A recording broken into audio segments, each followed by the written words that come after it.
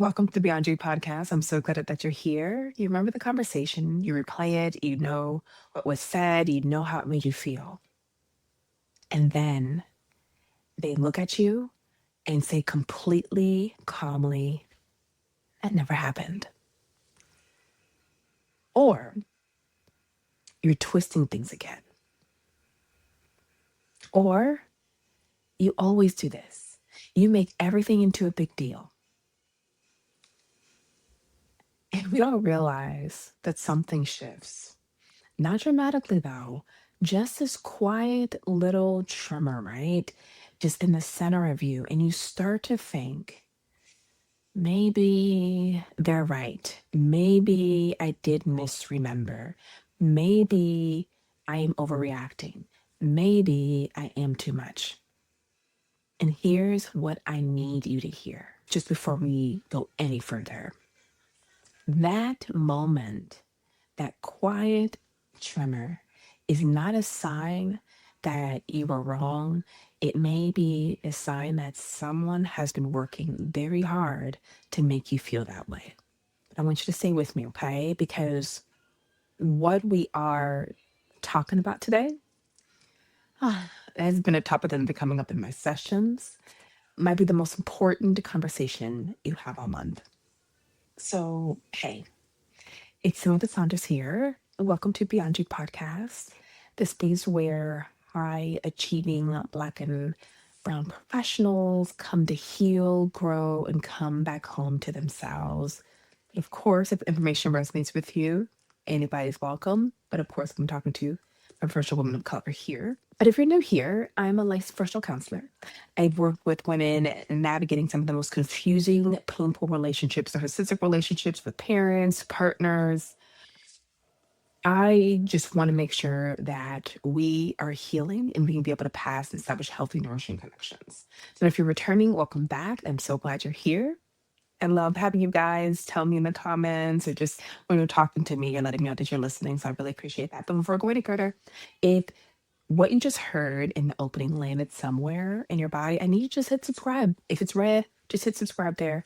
Turn on notifications because this conversation is one of the most important we've had it on just on this channel, right? Because I know when it comes to gaslighting and working through things and recognizing what it is, I want you to be so good at this. I want you to be at your best self, right? This is my ultimate goal.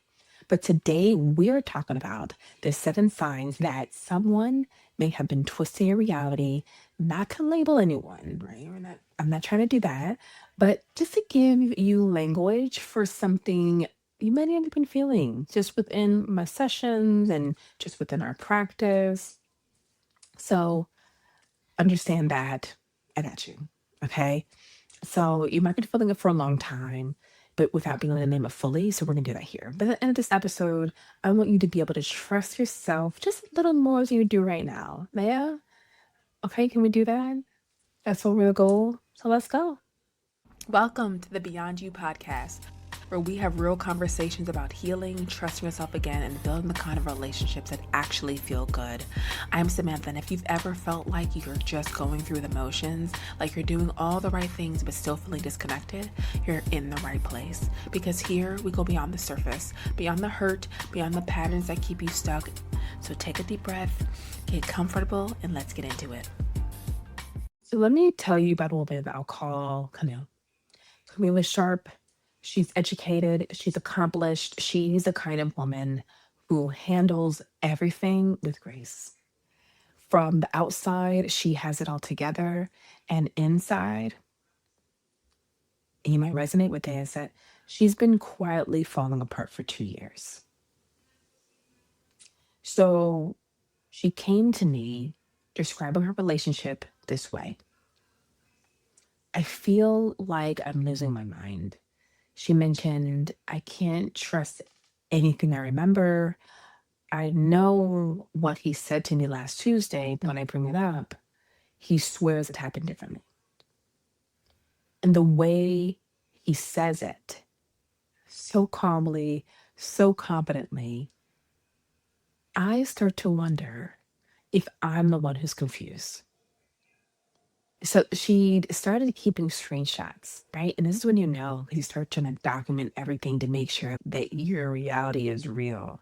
But it wasn't until the case. When that happens, you just try to prove you're not crazy, that you weren't the one that was crazy. So she told me something that I had never forgotten, that I used to be so certain of myself. Now I second guess everything. I can't even trust my own feelings anymore. When she mentioned this, I definitely just resonated with this because Camille wasn't losing her mind. Camille was experiencing something that has a name, and understanding what was happening didn't fix everything overnight, right? But it gave her back something that she had completely almost lost. So it gave her back her own reality. And that's what today is for. So let's talk about what is actually happening when someone twists your reality. I don't know if you recognize this, you probably have. You're watching this channel or just other channels talk about gaslighting in general. But the term you've probably heard is gaslighting. Right? And I want to be thoughtful with that word because it get used a lot sometimes and gets used really loosely. And a single disagreement is not gaslighting. One moment of forgetfulness is not gaslighting. Okay. Imperfect communication is not gaslighting. So I think sometimes we just need to know exactly what that is. So, gaslighting is a pattern, it is a consistent, repeated behavior that causes you to doubt your own perception, memory, feelings, and sense of reality. It can happen in romantic relationships, in families, in friendships, in workplaces, and it often doesn't look dramatic from the outside. It's those small moments. And as a therapist, I don't diagnose the people in your life. I can't tell you definitively what someone else's intentions are, even though it might sound similar, as I mentioned, like they sound similar to this. But what I can do is help you recognize patterns and help you decide what those patterns mean for you, because that's what's most important. So, a better way, I mean, here are 7 signs that someone may be twisting your reality. And I want you to notice how your body responds. You know, we love some body work over here. I want you to notice how your body responds when I name each one. Not your thoughts, but your body, because your body often knows the truth before your mind does. Okay. It takes a bit to catch up. And definitely explain this quite a bit. So let's go with sign number 1. They deny things that clearly happened. This one used to drive me crazy whenever I go through this. I call this just like, it's like they just erased the whole event. Like it just didn't happen. This is the one that makes you feel the most unsteady. You bring up something that happened, something you remember clearly, and what happens? Sometimes it'd be something that hurt you, right? And they flatly deny it. Not, I don't think it went that way. Not, that's not how I remember it. Just that never happened. A real life example of what this can look like, and you're in a relationship and he said something cruel about your body in front of friends. This is an example. You bring it up the next day. He tells you with complete calm that he never said it, that you imagined it, that you're remembering a conversation that didn't exist. Like they just erased the whole thing. It's just crazy work how they just do that. So you go back through your memory trying to find where you went wrong, and eventually the uncertainty starts to replace what you know. It just becomes a whole mess. And it's just this mental gymnastics that tends to happen. But we don't know this emotional impact of this, right? So you stop trusting your own memory. You start looking for external evidence, receipts, screenshots, witnesses, just to validate your own experience. That's an exhausting and heartbreaking way to live. So, your self trust question for this sign, I want you to write it down before you bring it up. Before the conversation, write exactly what happened and how it made you feel. You got to have your written record. It has to exist before the version of events try to replace yours. You have to. It's unfortunate, but it just helps you know, like, this is what happened. Sign number two, they minimize or mock your feelings. And I call this the feeling dismisser, right? Like, this one is a little more quieter though, but just as damaging. It's not the way they deny what happened, it's that they make it feel ridiculous by being affected by it. So you're crying over that, really? Why are you making this into such a big deal or such a big thing? Or one I've heard my clients say, "Oh, God, you're so emotional." Or the version that sounds almost gentle and lands just as hard. I just don't understand why you feel that way about something so small.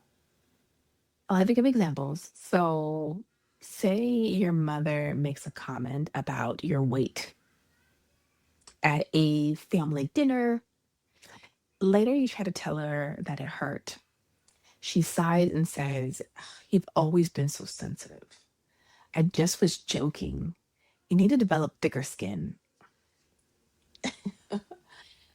And instead of receiving any acknowledgement, you leave the conversation feeling embarrassed that you brought it up at all.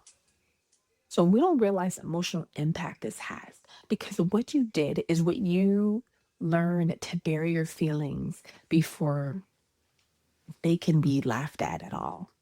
You stop bringing things up, and then you start telling yourself that your feelings are invalid, avoiding conflict because someone you love keeps confirming that they aren't. Right? So, your self trust question for this one, for this sign, is I want you to ask yourself, if a person you love came to me with this feeling, would I tell them they were being ridiculous? If the answer is no, your feelings deserve to be honored.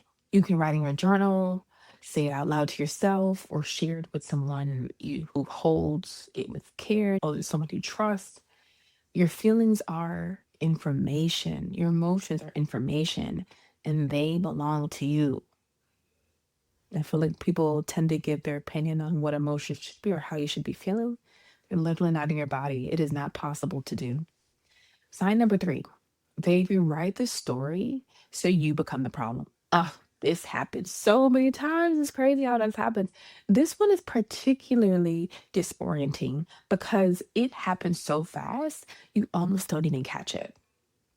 So you go into a conversation to address something, right, that they did. You come out of it apologizing for bringing it up. Ain't it crazy? Like, you're feeling the way, but apologize for it. So you raise a concern, and somehow by the end, you're the one who was wrong for raising it. Your tone was the problem.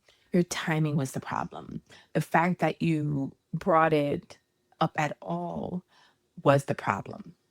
So, the example of this is at work, your manager takes credit for a project you led.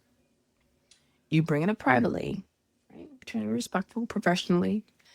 And somehow the conversation ends with them telling you that you have a chip on your shoulder and that this kind of attitude is going to hurt your career, right? It just, so you walk out confused, wondering if maybe you were being too aggressive, too sensitive, too something, right? It is just exhausting trying to manage people's emotions in this way, but it tends to just really affect us. So, the emotional impact of this one, though, you stop advocating for yourself. You start over editing something or everything you say before you even say it.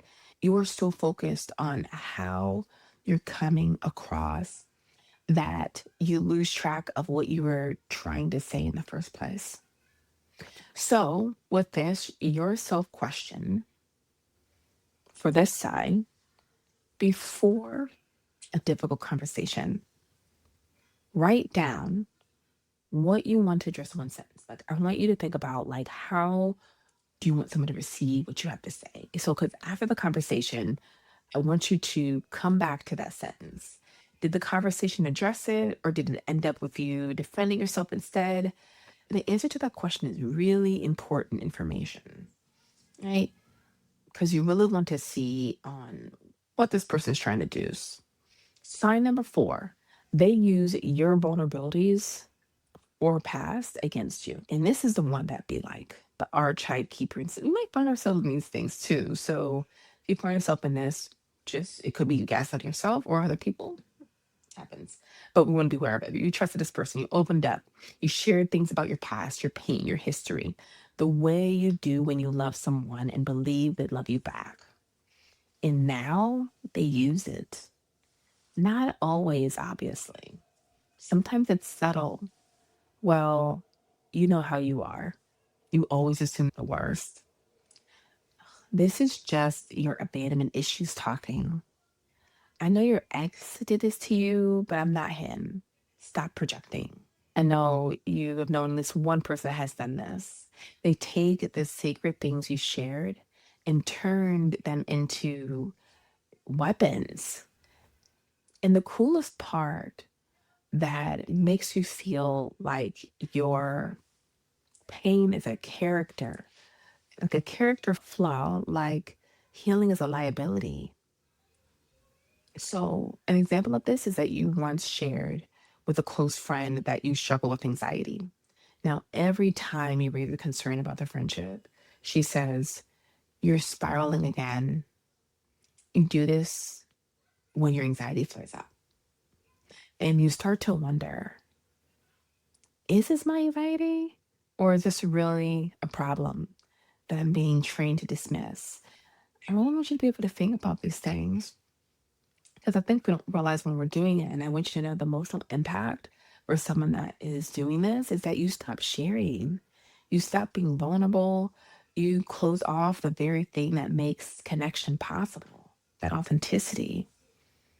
And sometimes you even stop trusting your own perceptions because someone has convinced you your history disqualifies you from actually reading in the present and just accurately reading in the present. So, your self question for the sign is your past shaped you. It did not break your ability to perceive reality, right? So, ask yourself if there concrete present day evidence for what I'm feeling, right? If yes, your history is not explanation. Your feelings are.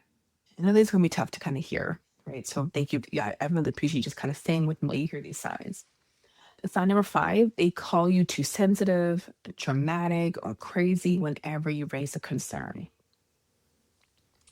This is what I call the label maker at this point, because this is a sign is one of the most culturally specific ones I want to name for just you.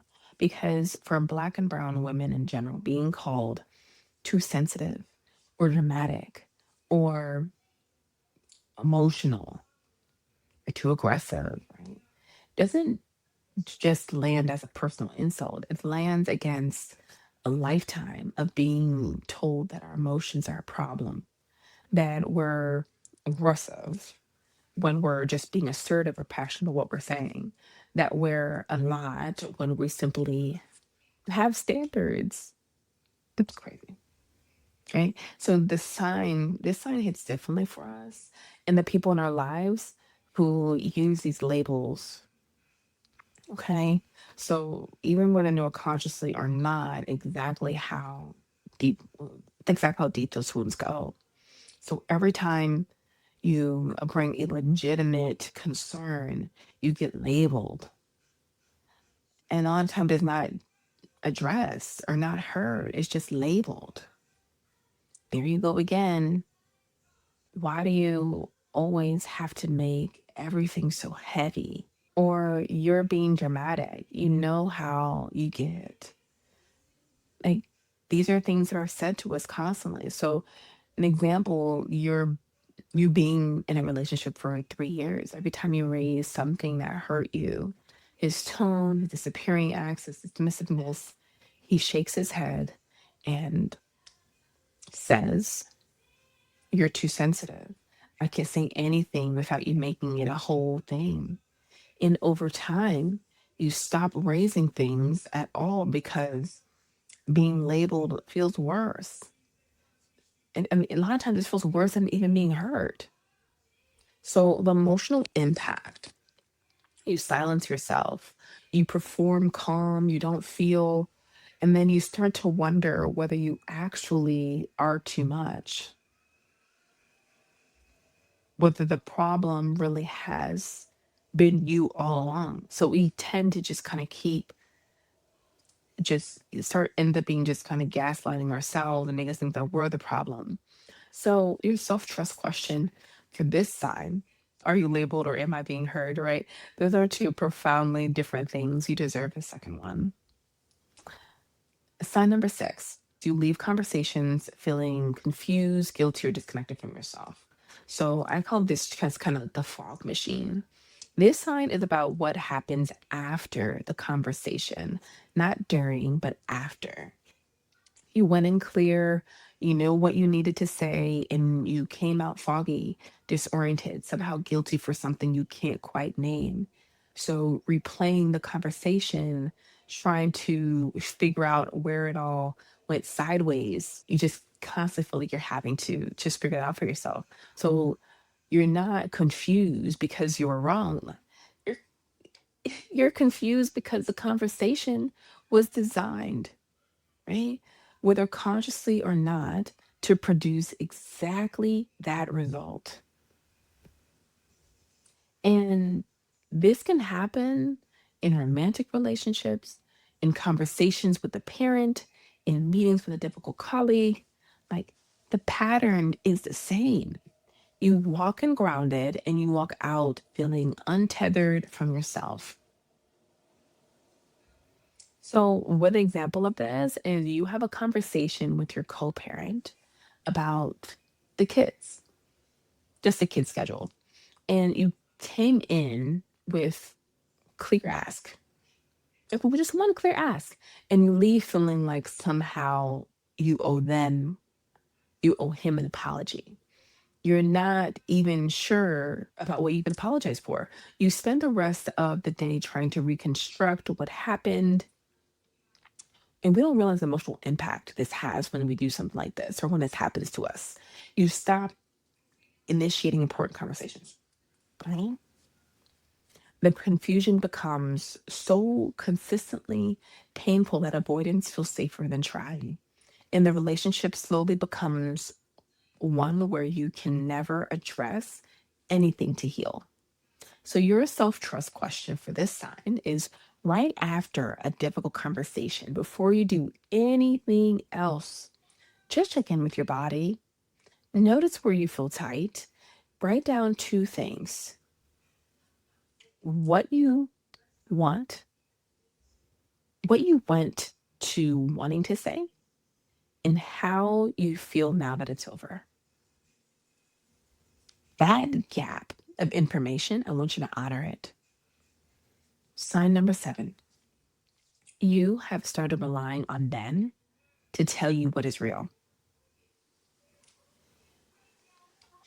I like to be able to call this just kind of a borrowed reality because we don't realize, because this is a sign in my clinical experience, it indicates the deepest level of impact. And I say that not to alarm you, but because I want you to understand how serious this is and how completely it is not your fault. We don't even realize this is happening.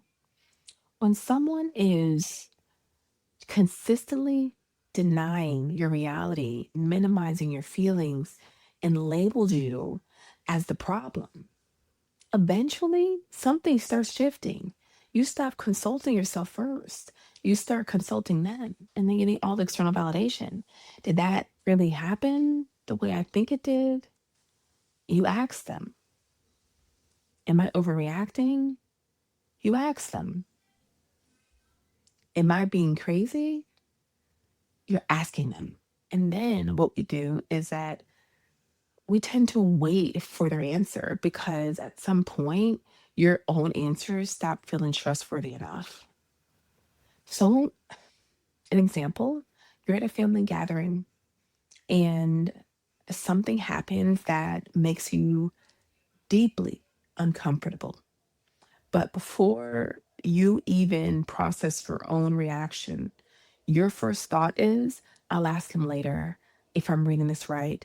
Not a friend, not yourself, him. The person who has spent months telling you that your readings were wrong. So, as you can tell, this has an emotional impact. But this is where the deepest disconnection from self lives. When you outsource your reality to the person responsible for distorting it, you lose access to yourself in a way that takes real intentional work to rebuild. So, your self trust question for this time, the next time you have a strong feeling, pause before asking anyone else to validate it. Write it down first. I felt blank when blank happened. That is yours. It doesn't need external approval to exist. I really want you to be able to take this in and writing these things down to really be able to know that your feelings are valid, your experiences are valid. So I just want to be able to offer just a safety note within this. Before we move into what to do next, I want to pause and say something important. For most people, what we've talked about today describes confusing, painful, emotionally damaging patterns that absolutely deserve attention and care. Okay. I just want to be clear about that. But for some of you, what I described may exist alongside something more, just more serious. So if you feel unsafe in your relationship, if you're afraid of how someone will respond when you speak up, if you feel controlled or monitored, if you have ever been threatened, please do not navigate that alone. I want for you to reach out to someone you trust. You can contact the National Domestic Violence Hotline, which is 1-800-799-7233. They're available 24 hours a day, and they can help you think through your opinions, your options without pressure or judgment, if that is the case for you. And I say this not to alarm you. I say it because your safety is not negotiable.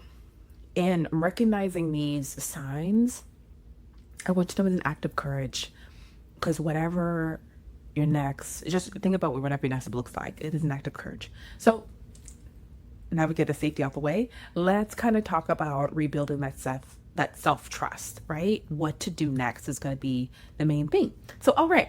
So now let's talk about where you go from here, because understanding what's been happening in the beginning, not the end, right? And so it is only the beginning. I just want to emphasize that for you because I want you to be able to write these steps down. So please get a notebook, paper if you haven't already. Step one, I want you to write things down before and after. Okay, this is practical and it matters deeply because a difficult conversation, it can be challenging. So I'll write down what you want to address. After, write down how you want to feel. These just records. This document belongs to you. They exist outside of anyone else's version of the events. They are your anchor to your own truth. And this is not about building a case against anyone. Like I wanted to be put at that as that, but this is about having a place where your reality lives that no one can just reach in and try to rewrite, because that's what gaslighting is. They just rewrite your own reality. So step two, I want you to pause before accepting blame. I think a lot of times we tend to blame ourselves. So when a conversation ends with you feeling like a problem, or pause before, I want you to pause before taking that in as your truth. Not forever though, just for a minute, right? Ask yourself, did someone address my concern or did they redirect it back at me? And know you're allowed to sit with your original feeling a little bit longer before you decide it was wrong. I think a lot of times you just start to over apologize, to not have the tension versus really thinking about and pausing beforehand.